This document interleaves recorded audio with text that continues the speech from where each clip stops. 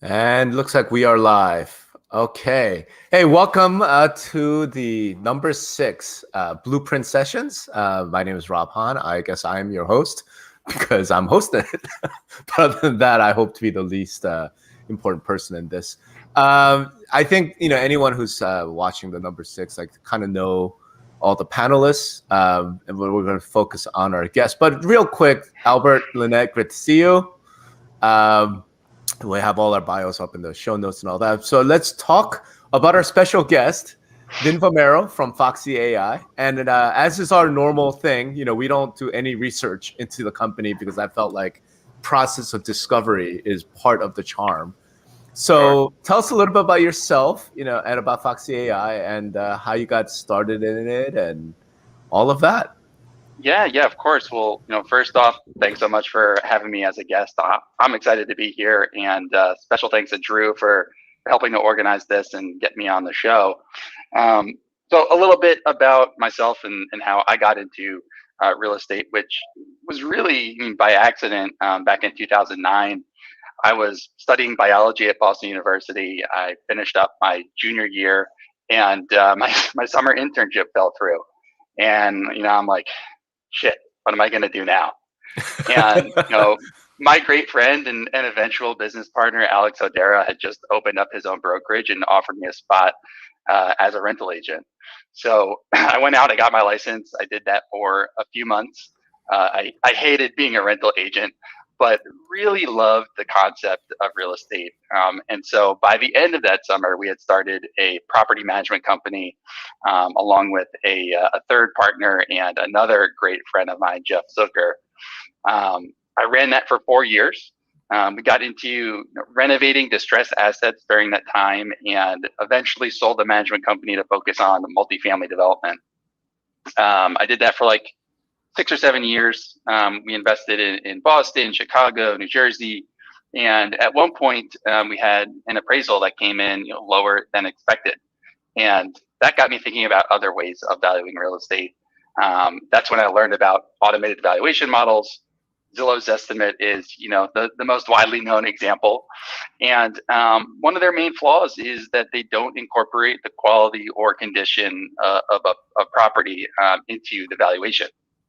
How do you quantify that, and how do you do it at scale? Mm-hmm. And so I saw an opportunity to bring artificial intelligence to real estate. This was now in 2017. And I was eventually introduced to an AI guy in Boston, Frankie, who's another great friend of mine and our head of AI. And we built computer vision models to determine the quality and condition to improve valuations. And really that was our entry into the artificial intelligence and for real estate space. Okay. That's holy cow. All right, so we're going to talk about AI and computer vision. So I'll start because when you say AI, I mean, it evokes a lot of different thoughts. Mm-hmm. So I imagine you're not thinking self-aware sentient beings. So what are we talking about when you say AI in what you're using? Yeah, so that's a great question, and it's funny because if you ask 10 different people what is AI, you're going to get 10 different answers. So before I answer that, I want to flip it around. I want to hear what you guys think AI is, and then I'll give my answer so I don't color your opinion. I'm gonna flip it to Albert first because he's AI is a bunch of BS, man. No, I'm just kidding. I'll be cynical about it. I think AI, like the way that that I've seen it a lot, is just really good algorithms with lots of dB. They're like, it's just kind of, it feels a lot like big data. Just what we've been talking about, big data all the time, and just how do we cook this data better? So just for me, from where I sit, it just seems like this being cynical once again is how do we take a lot of data, feed it all the time into algorithms that we improve all the time to try to get a better result. So we're not talking about some sentient, right? That's kind of where I sit. Maybe 3, 4, 5 decades down the line, it'll look different. But I'll stop there with the cynical view. That's the cynical view. I don't know if that's cynical. Then I give us don't the know. non-cynical view or whatever I your don't view is. know. Yeah, I don't know if that's cynical, Albert. I do think though that AI is one of those like massively evolving and, to your point, Vin, really, I won't say misunderstood, understood really, really differently depending on the sort of point of reference that you're looking at it from. But I guess sort of high level, and again, I'm not a technologist at all, but in coming to understand solutions that are backed by or powered by AI or delivering AI based kind of solutions to the marketplace.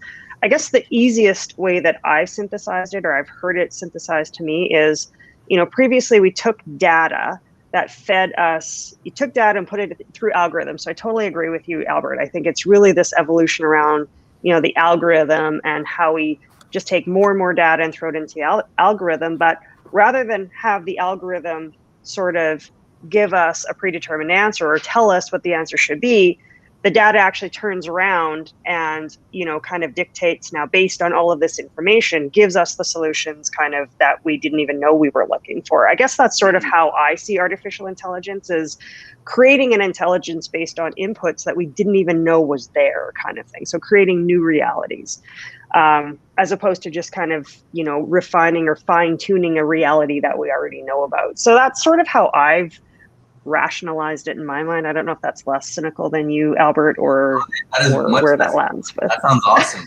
Yeah, that does sound awesome. I think my take on AI is frankly just from movies.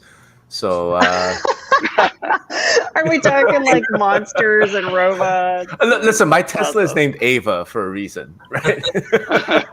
Fair point. So I guess I'll defer to Vin's take on what AI is and why it's relevant. I'm actually really, really, really interested to hear what Vin's take. Yeah, so Albert and Lynette, I think you both touched on important points there. Like, Albert, to your point, AI is definitely in its infancy, so certainly not a sentient being yet. To me, anything that does some kind of cognitive function that a human can do would be a form of AI. So to me, like, even a calculator is an AI. But the way I like to look at it is artificial intelligence is really an umbrella term under which fall many different technologies and more specific methods of teaching a computer to complete a task, right? These algorithms that you're talking about. So machine learning is one of the buzzwords, right? Which is more statistical in nature, is one method. Natural language processing is another. So think like Siri, Alexa, predictive text on your phone. Of course, computer vision. And each of those have subgenres as well. So in my opinion, AI is combining several of these methods together into a system that can perform things that a human would otherwise perform. And Lynette, like you mentioned, continuously learn to get better or improve its outputs as it collects more data. The other piece that I would add to that is that oftentimes AI is able to extract information out of that data that we would not otherwise be able to get, because there's just so much data. There's no way for a human to look at all of it, but the computer can do that, and so it can learn things and extract information that we otherwise would not have known about because it was such a large data set. So that's my take on All right. sort of what is AI. All right. So how are you using this AI to solve what problem? Yeah, that's a great question, and this kind of goes back to just what Foxy is, which we didn't really touch on before, and I think it's pretty straightforward. So Foxy is a computer vision company, and really, our goal is to be able to paint a complete picture of the home using artificial intelligence. So using a system of models to analyze photos, and if there's something that you want to identify, some kind of data you want to extract from a photo, a scan, a video, if you want to know what the quality or the condition of a property is from the photos, we're the go-to people for that. And so we build models and systems and pipelines, we call them pipelines typically, of models in order to extract that information from the photos typically. So in essence, what you guys are doing is photos of real estate, right, of real estate properties, and then saying, well, this is how much this is going to cost, right? So if we're going to be like super simplistic about it. So we don't actually build our own valuation model. So we don't say, this property is valued at X or this property is going to cost X. What we do is we'll extract data from those images that somebody that either has their own valuation model that maybe they built in-house, or maybe they're using a third-party valuation model. They can use that information as more features, more input into their model to improve the accuracy of that model. Okay, so the problem you're trying to solve is that the AVMs are less accurate than they could be otherwise, right? So, for example, I think Zillow's Zestimate, because they went through this whole competition and all this, and we know they've spent hundreds of millions of dollars trying to improve this estimate. I think their median error rate is something like 2% now. Does that seem about right, Lynette? I know they mentioned something about it, but they're... Yeah, so they recently, just completely revamped all of their models, and they're now machine learning models. Before they were probably more of like the classical linear regression type models, which have been in favor for a long time.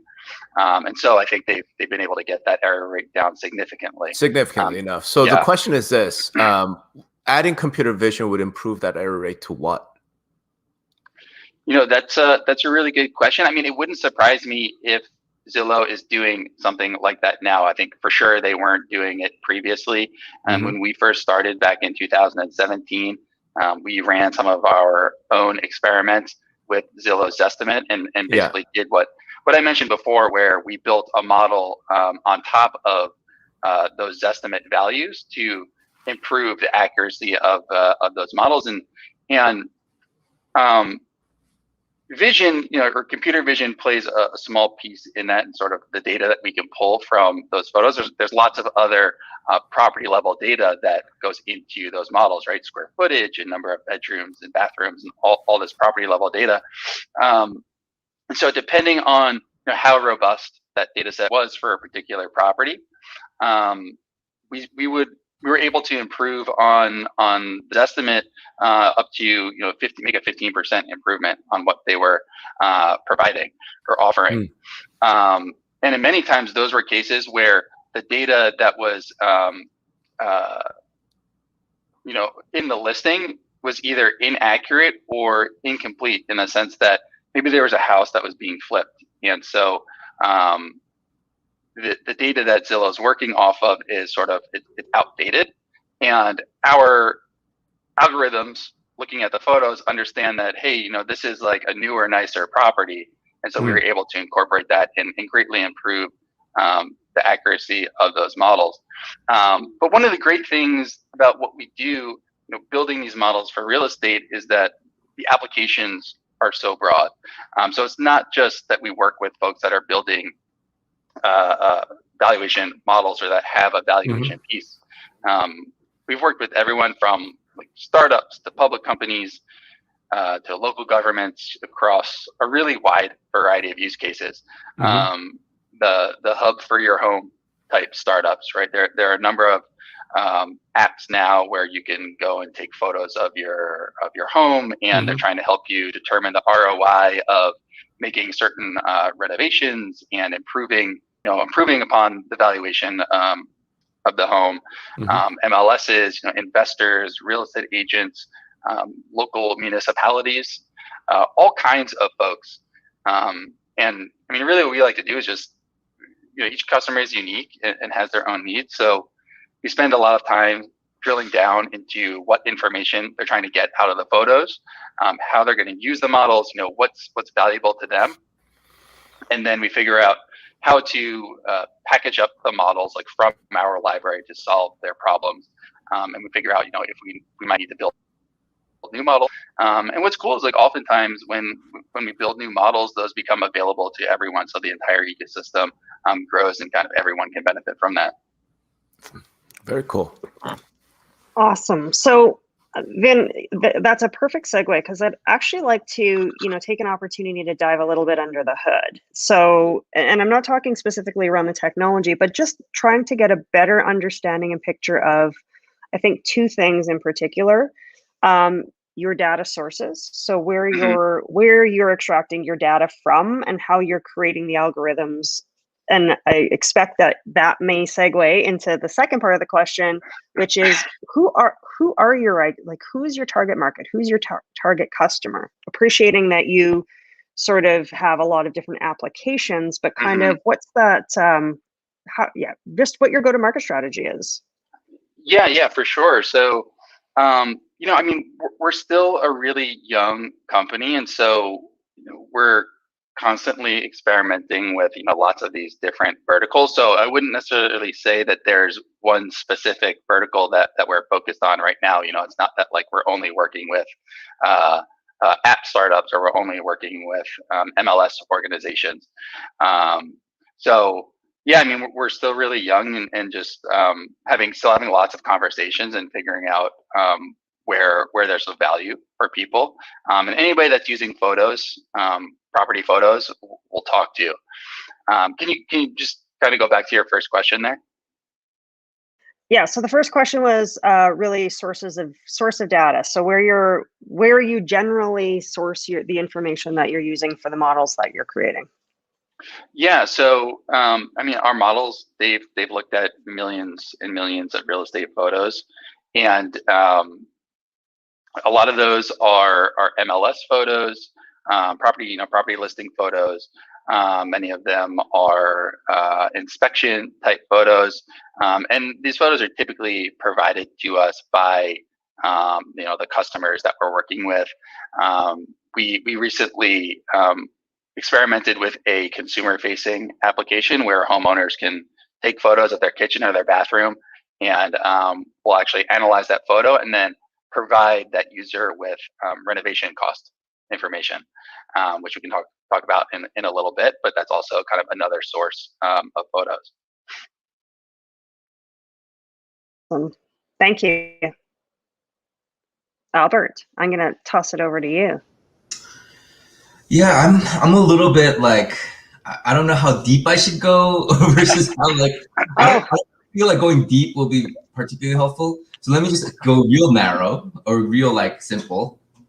Can I just like what do you guys do about like doctor photos or like like photoshops or some photos just look good, Hmm. what I mean? And like how are you? Can you get us a little bit into like how you're better at it or how you can figure out like how that your valuation model is going to be not error prone due to like people Hmm.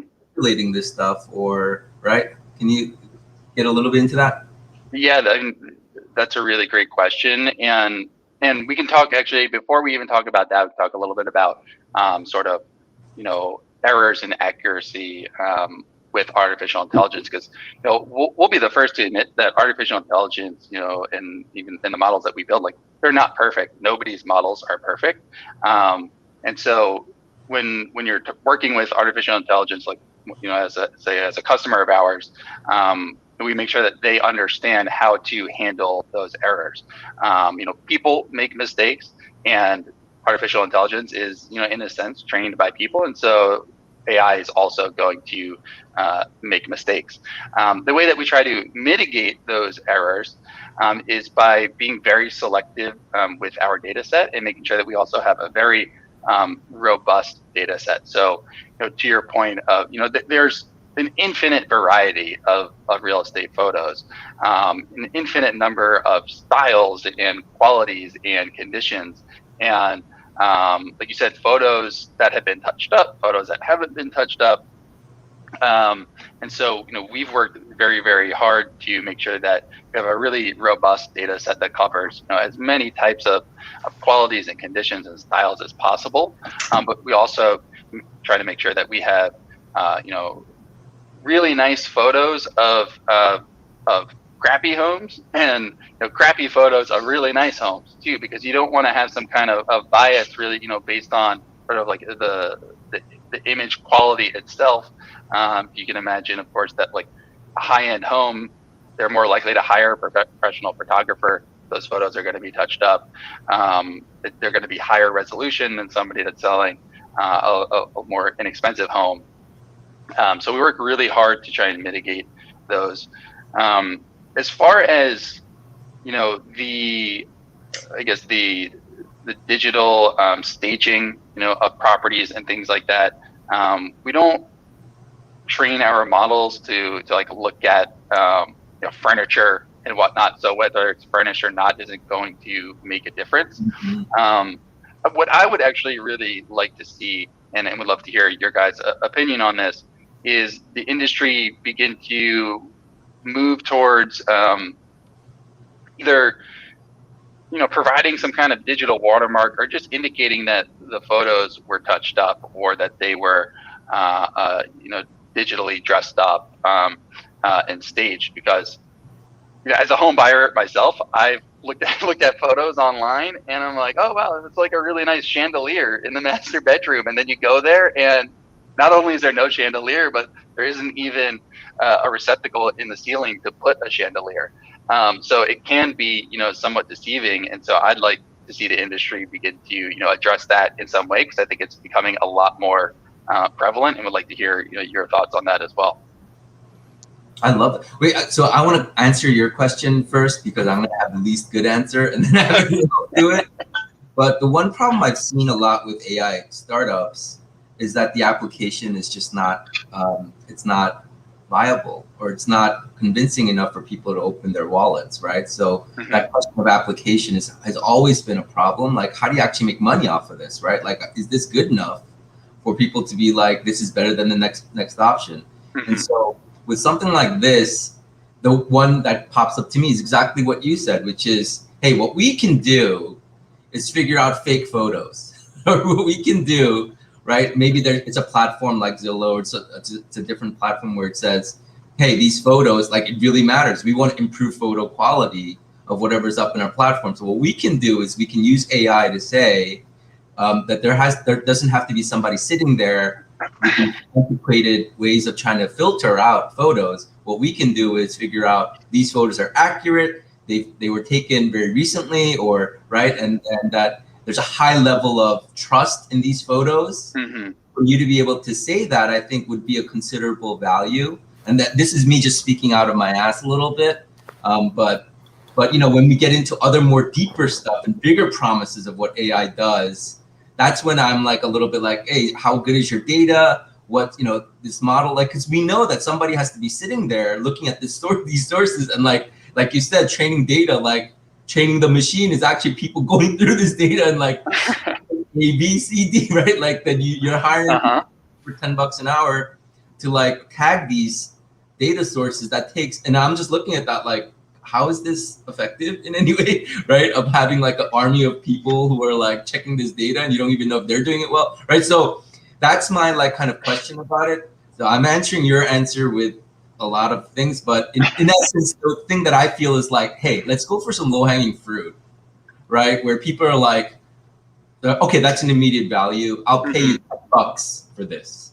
Like, that's an important, very important piece of it. So again, just going back to my answer is, yeah, if you can identify like real estate photos better than anybody else, or you know, to say to what degree this has been doctored, or to what degree this is closest to truth, then I think that would be pretty considerable, right? You can imagine these photos like, you know, filtered by Foxy AI or something. And what that means from now on is these photos are like real, legit, right? That, I think that seems like to me a pretty solid value.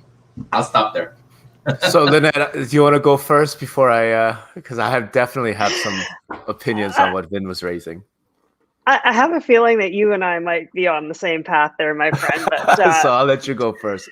But yeah, I'm happy to jump in. So, you know, Vin, I really thank you for the question, because I think it's what I love about the direction and the place that we're in from a technology point of view in the real estate space, right? Is, you know, the real estate industry is such a beast. I mean, when you kind of understand how it's organized and how it's structured, it's such a beast. But because it is, there's so much opportunity to innovate and and evolve kind of how the industry operates and how real estate essentially is transacted and how the consumer consumes it, right? And so, sort of just following up on some of Albert's comments around wouldn't it be great if, I think it comes back to depending on who you're targeting, right? So it comes back to who is that ideal customer for Foxy AI, because I can see a whole host of applications if you really wanted to service sort of the consumer and the consumer only, right? And then you can, and then you can back into, well, how do you do that? Do that through the MLS space? Do you do that through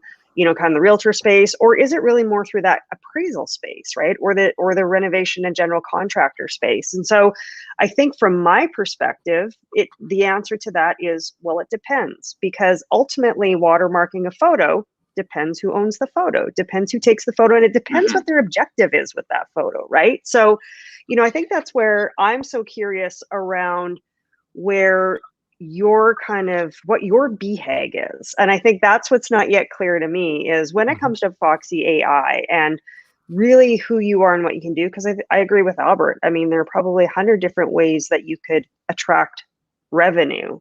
But what I'm really curious around, when you set this thing up, what is the BHAG, and has that become clearer, and is it become clearer, becoming clearer to you guys as you evolve? Because to your point, you're a young company, right? And there's still there, and you're a young company, and you're working with a technology that is really, really evolving in an industry that does not evolve very quickly at all. So you've got a lot of dynamics going on there. I'm just kind of curious where you feel you are kind of in that journey. Yeah. Do you want me to answer that, or Rob, do you want to go first? No, I want to hear your BHAG first. Yeah, sure. So like I said in the beginning, our entry into this space was helping folks improve the accuracy of their valuation models, and we've done that. We've been really fortunate that we haven't taken on any outside funding yet. Everything was bootstrapped, and we've been profitable.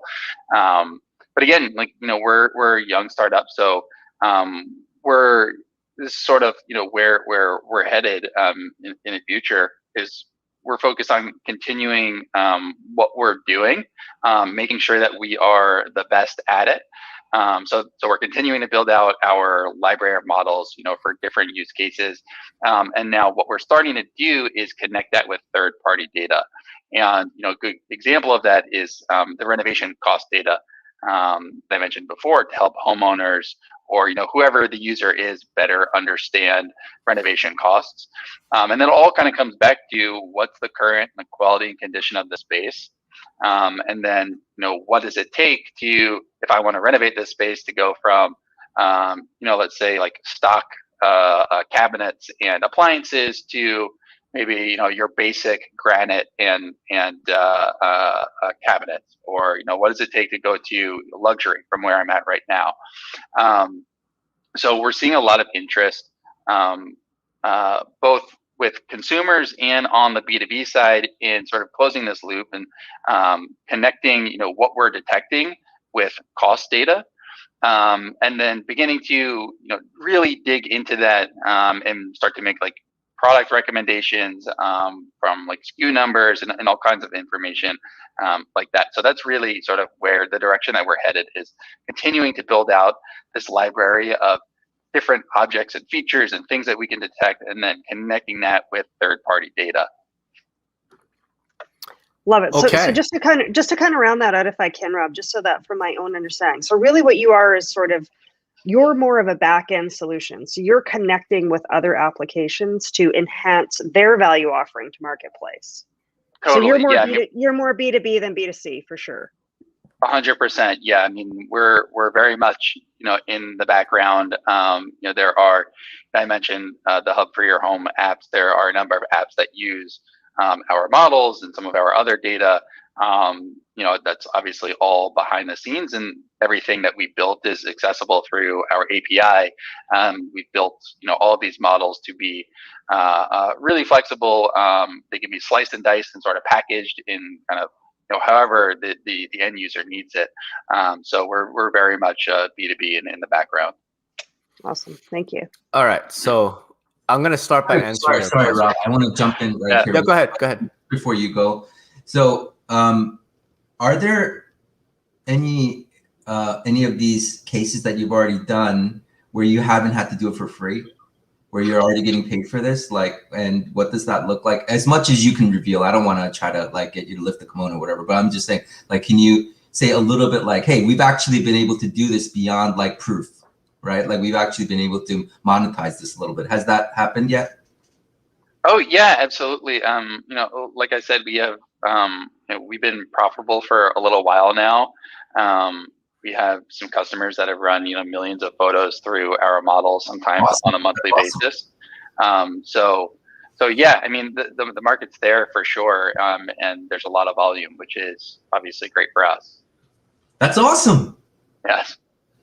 That's totally awesome. I'm sold already. Hold on, but hold on. Sorry.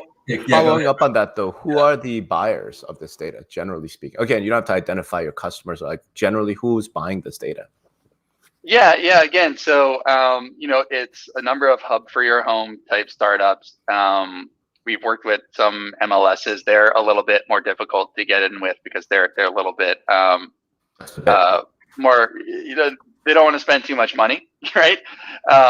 We've worked with, a number of single family rental investors. That's a really interesting spot. So they will use primarily our condition scoring model to help them filter potential investment opportunities. So let's say, and most of them, they have a very specific investment thesis, right? And let's just say that they're buying distressed assets and they're looking at MLS or wherever they're sourcing their properties from. They need to try and filter through potentially thousands of properties that are on the market. And so the only way for them to determine the condition of the home without using us is to basically look at the photos that are with that listing. What we'll do is just process all of those photos and then basically, rank order them and say, hey, here are like the worst properties. Here are those distressed assets that you're looking for. It's just like the top 25%.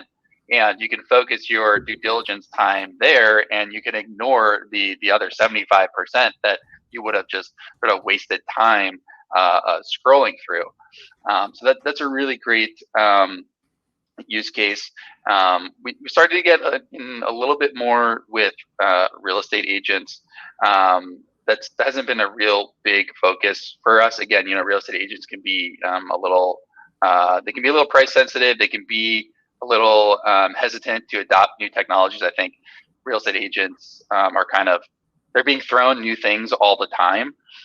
So it hasn't been a major focus for us. And then again, I mentioned some of the local municipalities. So they score quality and condition of homes within their jurisdiction to help with tax assessing purposes.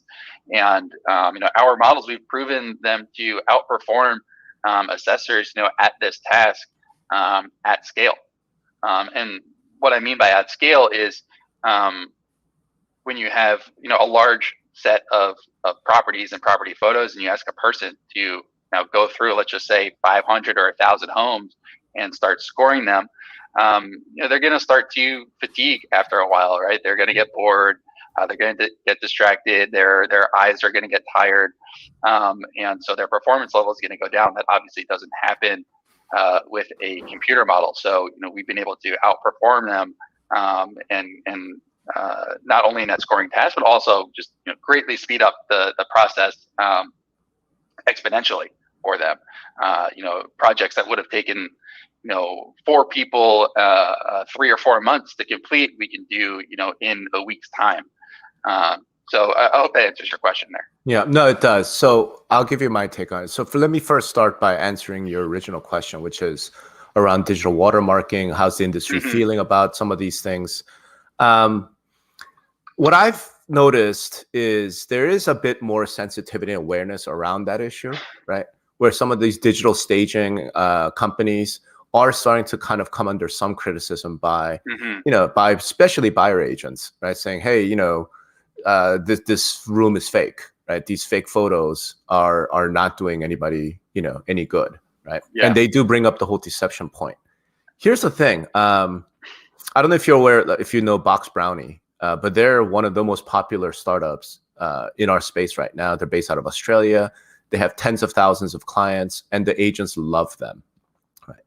So as a general matter, I think, my concern with this, and I was like, chatting with the other panelists a little bit, like I might do something I've never done before, and seriously strongly recommend you guys get out of this industry. I don't know if the real estate industry is right for what you guys are trying to do, and here's why. And I'm not just bashing you. This is not it. I think you have amazing, cool technology. I really genuinely, so here's how I look at it. I think you guys are in the truth business, right? Because what you're saying is we're going to look at these photos, we're going to do computer vision and arrive at truth, arrive at what is real. Real estate industry right now, for the most part, is not in the truth business. It's in the fantasy business and it's in the sales business. And the best example of that actually is something like digital staging that you're mentioning. If I'm a listing agent, my job is not to tell the truth about the property. My job is to sell the property. Do you know what I'm saying? And that's Absolutely. my fiduciary duty. So, and there's varying degrees of it, right? So obviously something like fake photos of a house, with a chandelier that doesn't exist and can't exist, we can argue that that's deceptive. Like that's maybe going a step too far. But staging a house, you could also argue, is that's a little bit deceptive there as well. And then the next level down that everybody does is professional photography, right? Professional photography can do a lot to kind of position that house or that room in the best possible light. Is that deceptive? Do you know what I mean? You run into that because when a buyer actually goes in towards the home, and looking at professional photographs on Zillow or on the agent website or whatever, they're like, wow, this looks amazing. They go there, I'm like, holy crap, this is a piece of shit, right? This does happen all the time, which is why if you're a buyer agent, working with a buyer, you might be like, hey, no, you're not going to buy this home sight unseen. I'm telling you, we need to go tour it because it doesn't look like this in person, right? I think that is a real problem. And I don't know if there's a real industry level solution to that, right? So,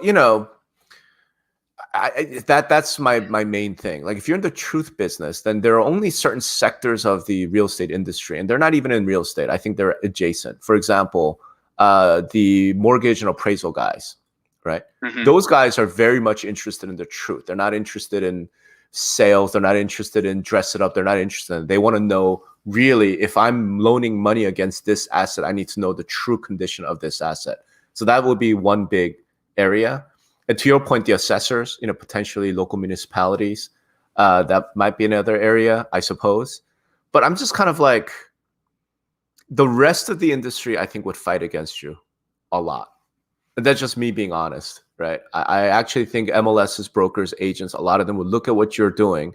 If you become more and more successful and start to go, this isn't something we want, right? This is actually against our interests. And I think they would actually fight you. And there's too many ways for them to screw with you, in my opinion. For example, the data. Like, we're not going to get into a whole thing about it. Like, are you getting licenses from the photographers or the IP owners to do what you're doing? I can't imagine you are, right? I can't imagine that's even feasible because the MLSs and the brokers and agents don't have any idea what type of intellectual property rights they actually have over these photographs. Do you know what I mean? Yeah. So sorry, go ahead, Rob.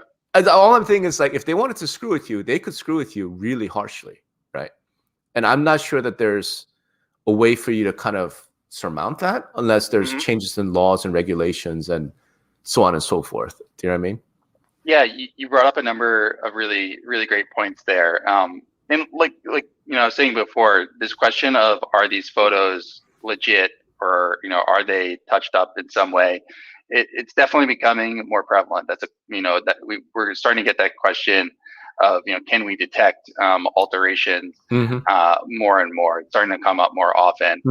So maybe that's something that we wind up pursuing, and like you said, helping people in the mortgage space or the appraisal space, understand what's fake or what's been touched up in a photo and what hasn't been But touched up in a photo. But think about what you just said, right? So I just put this in the chat, and I think, you know, what is there a need for your technology right now? I was just thinking, like, imagine applying this technology to Tinder.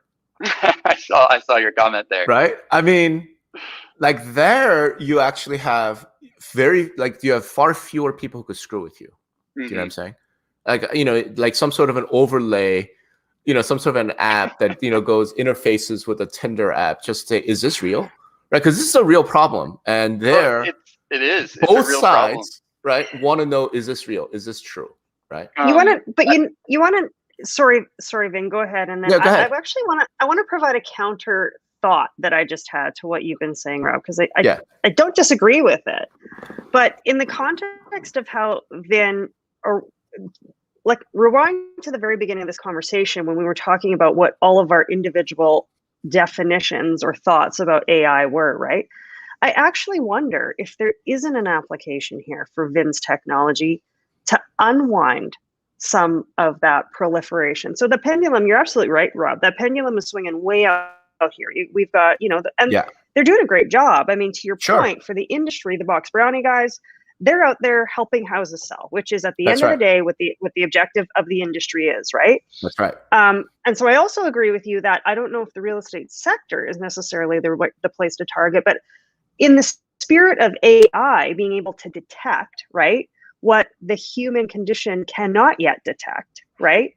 I almost wonder if, as you're building up this library, and I'm sure that this is maybe what you guys already are able to do, Vin, is you're able to cross-reference and detect the fake versus the real, and kind of be that truth guide in terms of, okay, well, this has been an engineered photo. So for the appraisers, the assessors, the lenders, the whatever, you know, here's the side-by-side in terms of this, the proportion of this particular photo is like 80% accurate or actually real versus the 20% that's doctored. Like, I actually think that there's probably, you know, given the industry is going this way, right? And those photos, as you know, Rob, to your point, the copyright piece, those photos live on, right? It's not, you know, speaking as a former MLS executive, the number of times you get asked if you can just repurpose the photos for the same property on another listing or the next time it's for sale, like,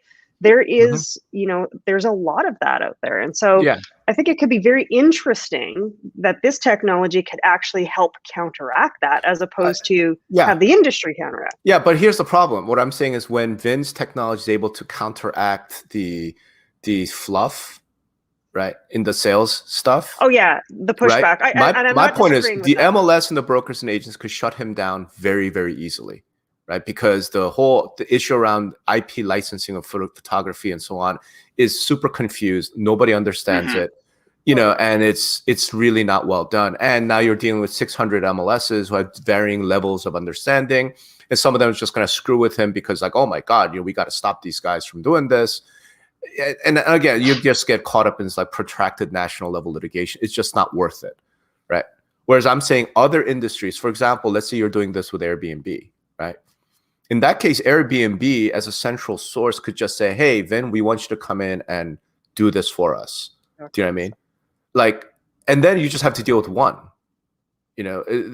And again, they don't have the same level of vested interest that the industry does in creating sales. And again, I don't want to make this clear. Like, I'm not blaming listing agents. I'm not blaming the industry. If I were selling my house, I would want my agent to do everything short of illegal, right, to promote my house in the best possible light so I get the most money. I completely get it.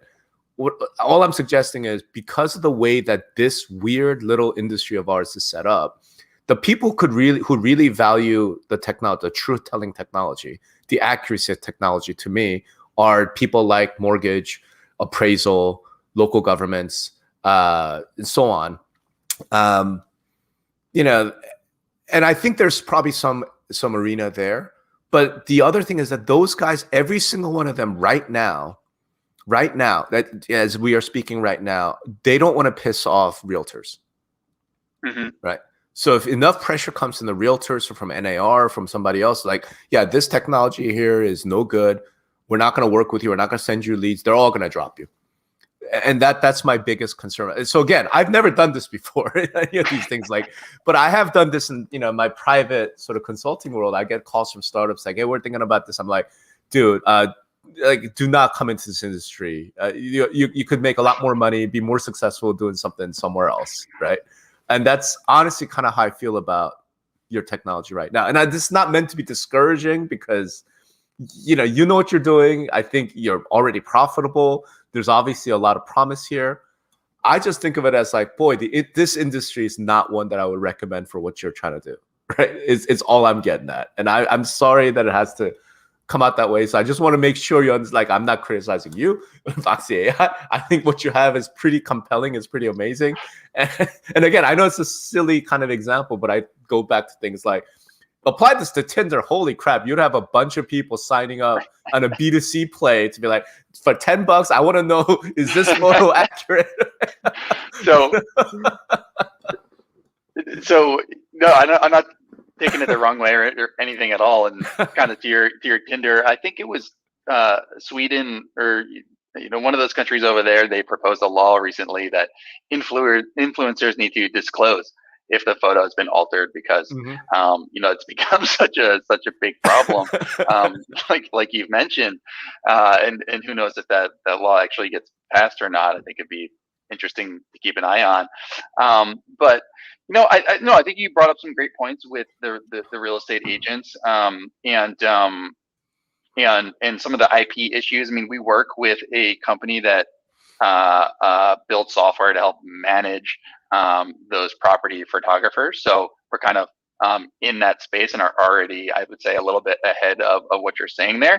But we're also very much in the background. We're not trying to necessarily, pick a fight with agents. And like I said, real estate agents aren't really a big focus for us. And when it comes to the MLSs, what we're doing for them is also really trying to help the agents and speed up their workflow a little bit, and that's extract some of that information from the property photo that and pre-fill the listing form, and save them some time and fill in things that they would have otherwise filled in manually, right? So this kitchen's got granite countertops and stainless steel appliances.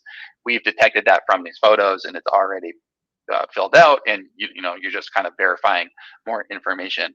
But I think you brought up some great points there, and we've thought about a number of those points as well, and so we're definitely working to make sure that we stay ahead of that. Yeah. So I have a question, Vin. This is getting a little bit away from more of these applicability issues, but I'm curious, so within your company so far to date, what's been kind of the biggest debate you've had with your teammates? I assume that has to have been some disagreement about what direction you go about, which market you're trying to do, whether you're going to focus on the market. I'm curious, what was one that was really big for you internally, and what was the decision on that? Yeah, so that's a really interesting question, because we're kind of hopefully on the tail end of COVID here. And when COVID first started, we definitely struggled a little bit. We took a bit of a hit, and I think that was largely just there was so much misinformation, or people just didn't know what was going on, right? And so people shut down their offices, and they were just like, we're just trying to save on cash right now so that we can pay our employees, because we don't know what's going to happen for the next 1 or 2 months. And then it wound up being over a year that we're in this, and what we started to do was think about, can we build, or do we want to build take our models and build a consumer facing application? And so we actually started to go down this road last summer. We built a consumer application called Remodel It.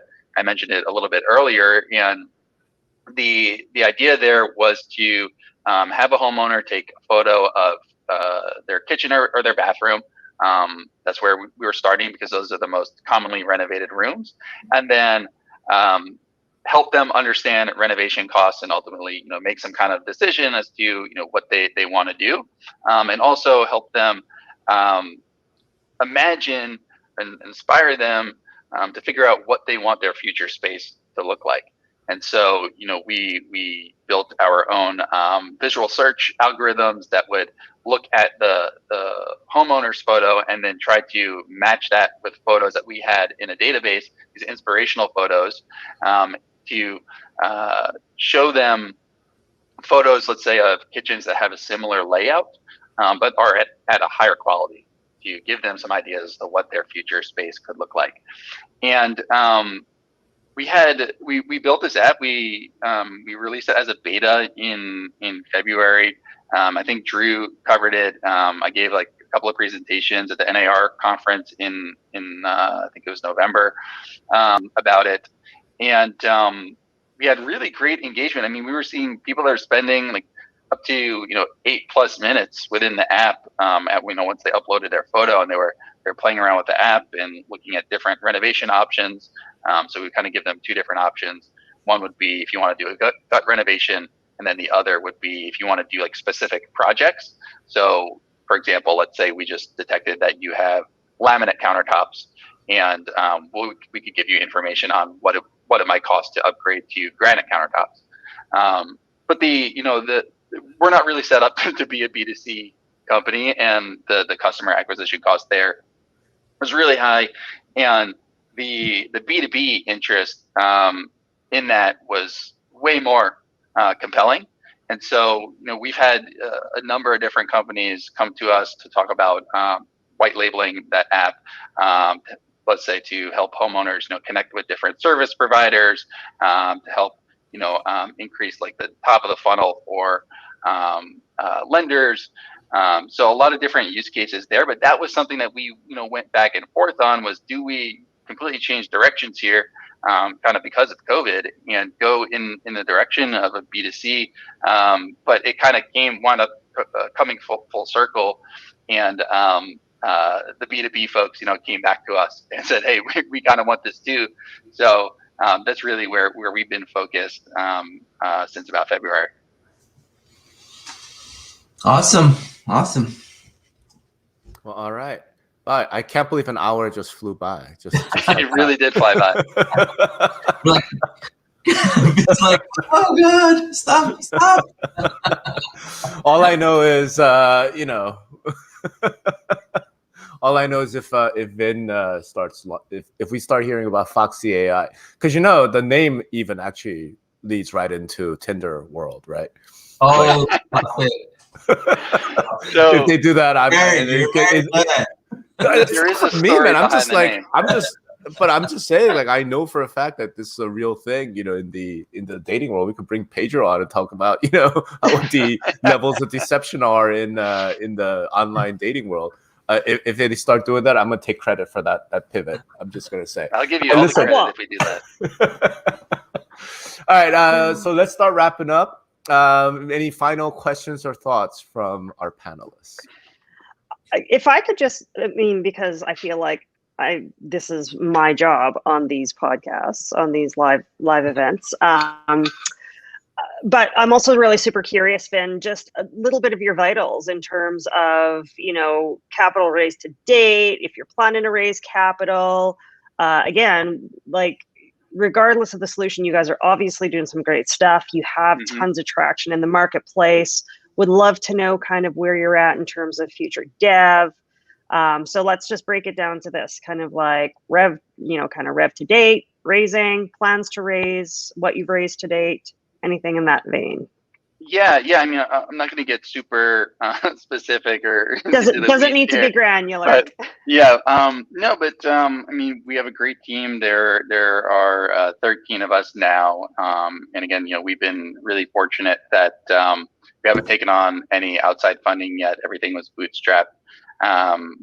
We might raise a round in the near future, so that might be something that's coming up.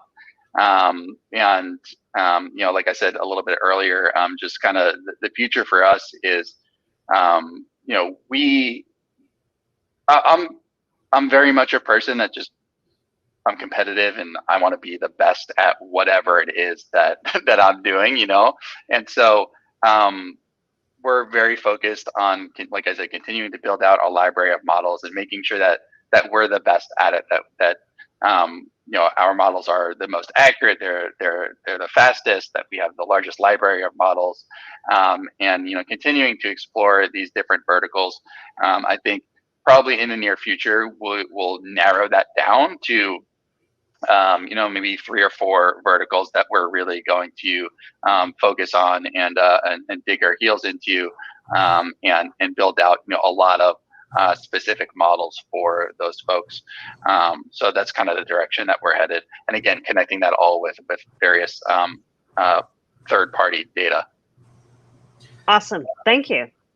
Yeah, just to kind of latch onto that. So you're profitable. So the first question I have is if you're profitable or if you're like ramen profitable. That's my first question. The second question I have is if after making, breaking even, if you've seen a change in the culture of your company or if you've seen anything like that, because that's a real concern, right? Anytime anybody starts making money, when you're not like this, when you're not like, oh shit, I need to make money, versus when you get funding or when you start going profitable, we see big changes in the way startups start reacting to that. I would love to hear kind of how you guys have responded to that. So the first part is, how profitable are you? Because we know profitable can also mean like everyone's getting paid $10, a day, and like, oh, we're profitable, versus like, hey, we're paying like our engineers kind of what they should be paid in any other company, and we're profitable.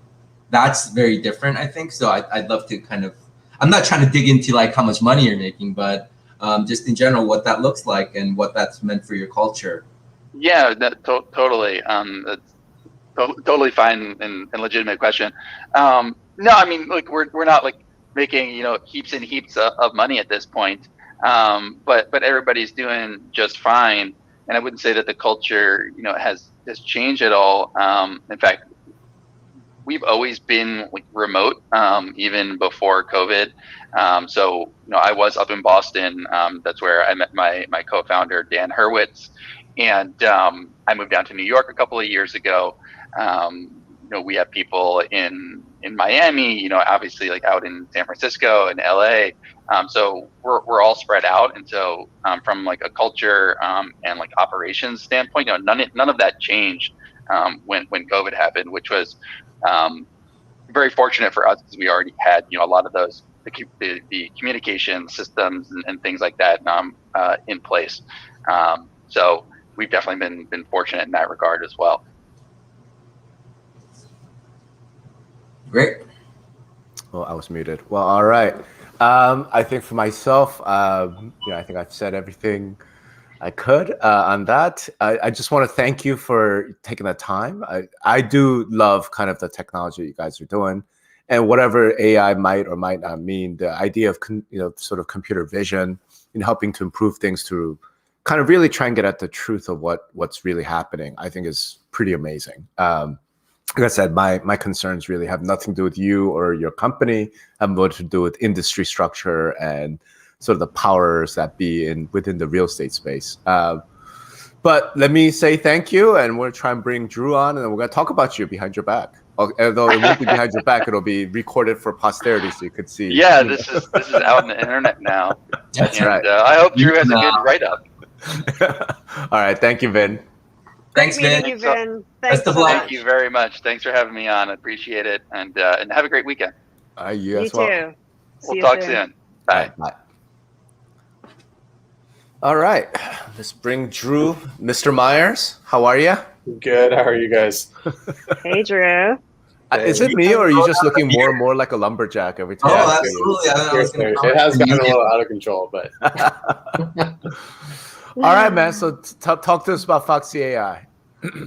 yeah. So I mean, the kind of business of truth per se, that whole discussion, frankly, that's not what gets me excited about the company. Like what gets me excited about the company is actually the renovation category and the ability or possibility of put in a consumer search experience around what could be post renovation rather than what is today. So I mean, flippers all do this, architects do this. Like what I really haven't seen is, I mean, you can look at surfaces, whether outside or inside, and kind of determine granite or like what the siding type of stuff is, or like what sort of windows sort of thing. That's obvious use cases. I think what is kind of the next version of that, and like what really good architects and people that understand, like kind of builders understand, is like what are the bones of the house, right? And like, can you actually yank out this wall and like add a whole new room, or like that's the stuff that gets more advanced. And I haven't seen computer kind of vision AI do any of that. And I'm not saying it's easy, but like if AI gets to the point of being able to do that sort of thing and like assessing kind of images and figuring out, hey, these are the ones that have bones to create something really great, I think that's a massive kind of opportunity for that fixer-upper category.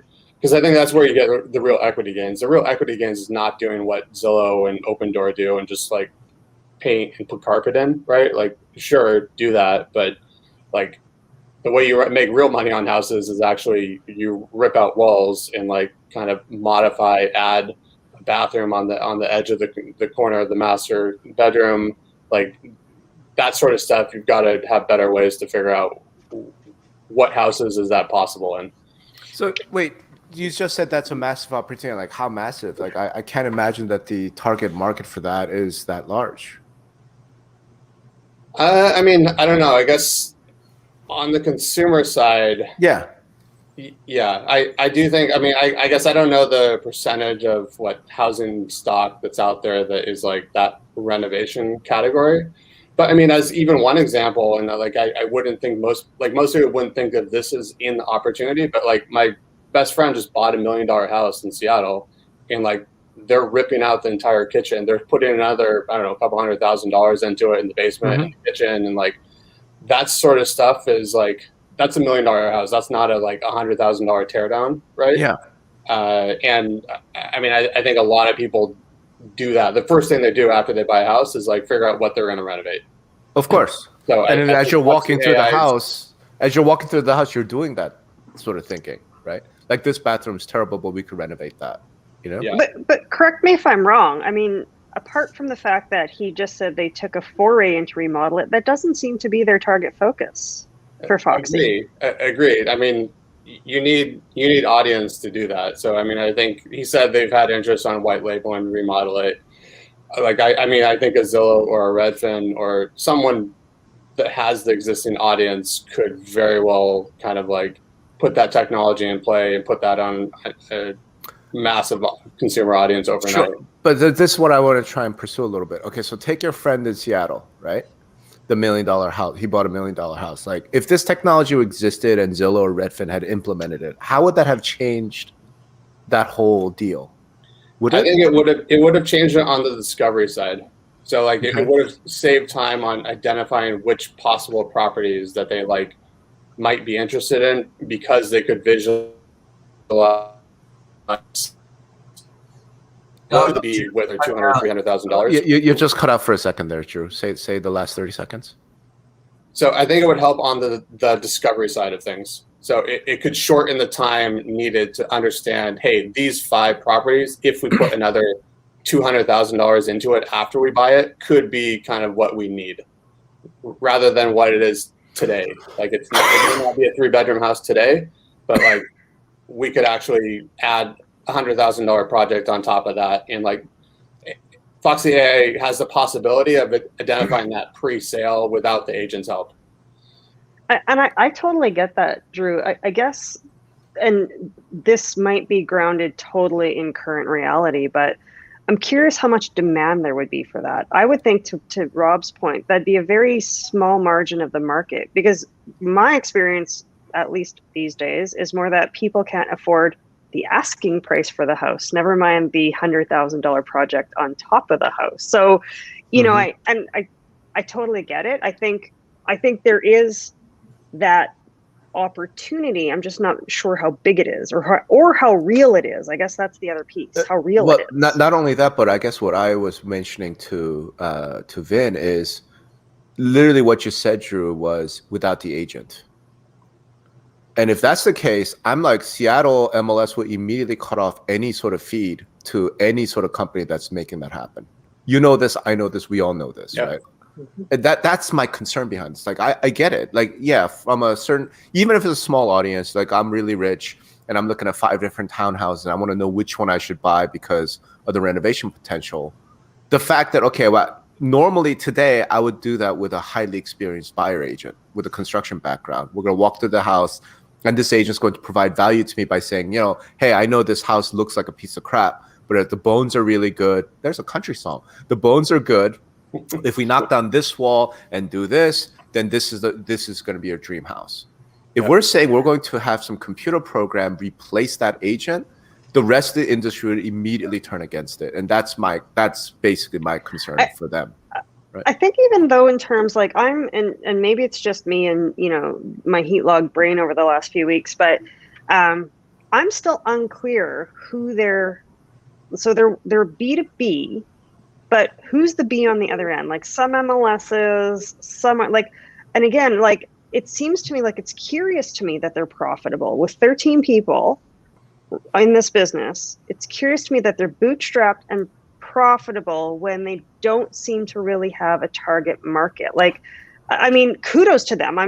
I think that's amazing. It's just not, I just can't connect the dots there, I guess is what I'm saying, because a lot of for the age of the company, the number of team that they have bootstrapped and what they're purporting to do with respect to AI and data. And we all know that that's not a cheap game to play in the software space. Like it's, I mean, again, amazing and kudos to them. I'm just not clear who that client base is that's helping them get profitable. And, you know, maybe this is the journey they're on to discover what that most profitable path is. I don't know.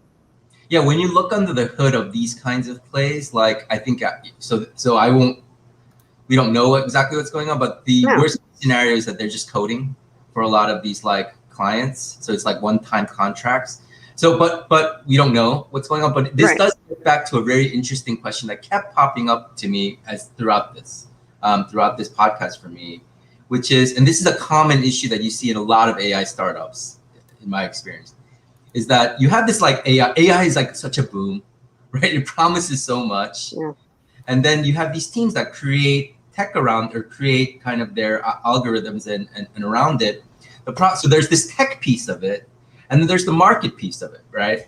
And the question is, which one do you kind of focus on? There's no right answer to this, but I feel like, hey, I want a team that's really focused on one or the other, right? Like you want a team that says, we just care about this tech. We want to find the answer to this question, and we just love it. And we don't care if there's a market really for it. We'll figure that out as it goes, but we're just going to be the best tech ever when it comes to this clear value that we're presenting. And then we'll figure out if there are going to be buyers for this.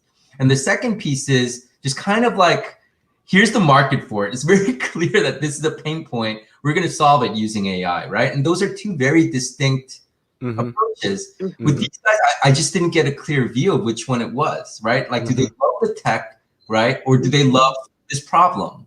And when you're kind of in this weird space in between, that's when you get like flat diet Coke, in my opinion. Like, so what I would say is I need them to, what I would want them to be able to say is for Vin to be like, hey, this is what we do. Like we create this tech and we just love it. I don't care if like people aren't going to buy it. We're nerds. We love it. We're going to figure out that we're going to be the best in terms of this algorithm. We're going to bring in doctor, PhD. Yeah.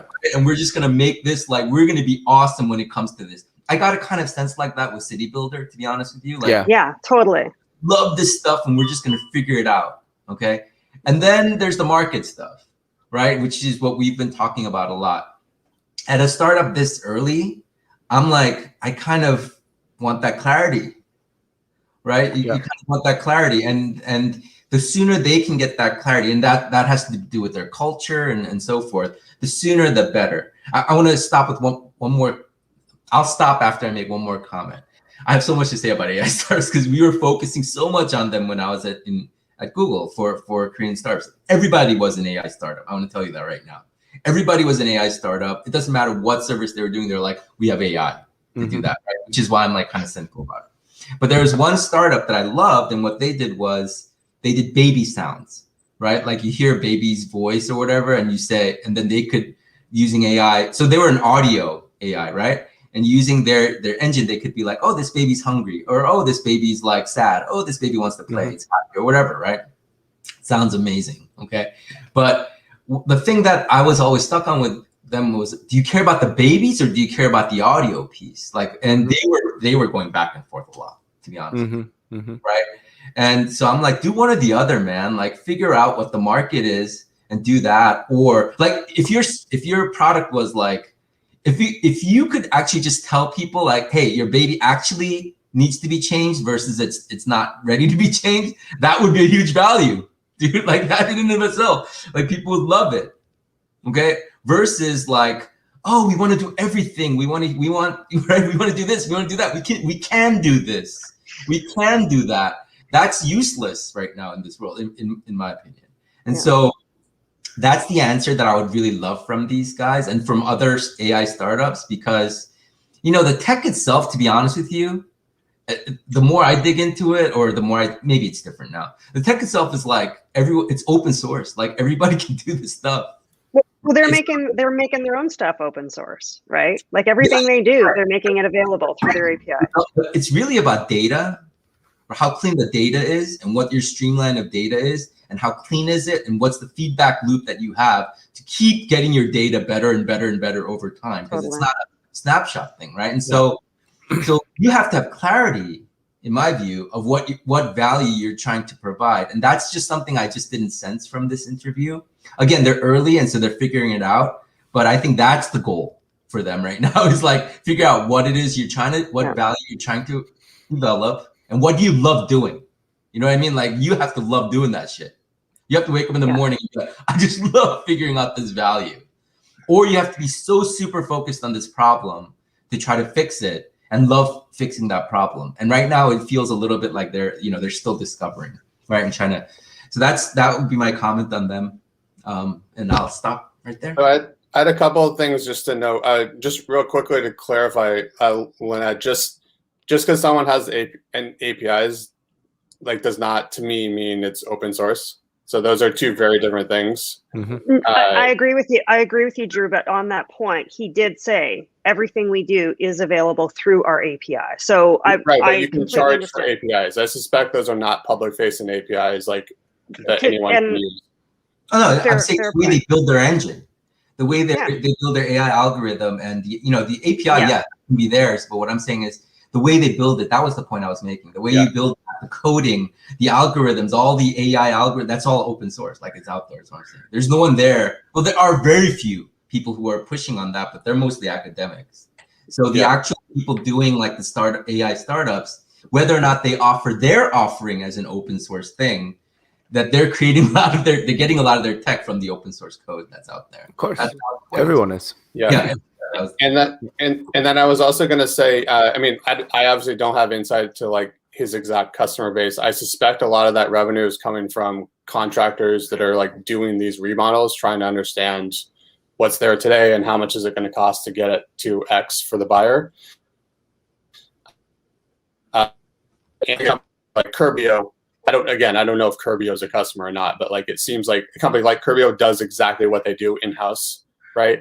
And I also think an opportunity on that would be flip Curbio to the buy side, right? Curbio, at least from my understanding, is a sell side solution, but like put that in the buyer's hands rather than the seller. And like you can make that exact same business work with Foxy's technology. All right. Well, let's leave it there. I mean, I think they have. Vin's a smart guy. He's nice. I could see the competition, the whole thing. But I definitely think they're. Like I said, I've never done it before on one of these, but I don't think they should be in real estate. I think they should find somewhere else to devote their energy. I think they'll make a lot more money. I think they will be a lot more successful. Somewhere that's not real estate. I think this is going to be one that's going to be interesting to see them progress because they are so new. It's going to be interesting, to Albert's point, to find to see where they find their sweet spot Yeah. and where they can fit into that market. Totally. Again, as Anyway, a general matter, so- like if they're in the truth business, okay, like the dating thing was just kind of fun, but I could easily imagine them trying to do this with used cars.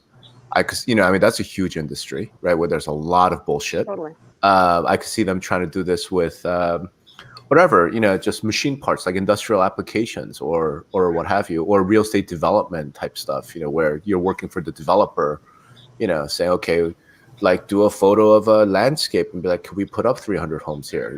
Like I could see some bunch of application. I just really don't want them to be that vulnerable to the weirdness that is residential real estate. That's all. So, Okay. All right, Drew, great to see you, man. You too. As Great always, to see guys, you, Lynette. fun to Always. Yep. Fun hanging out.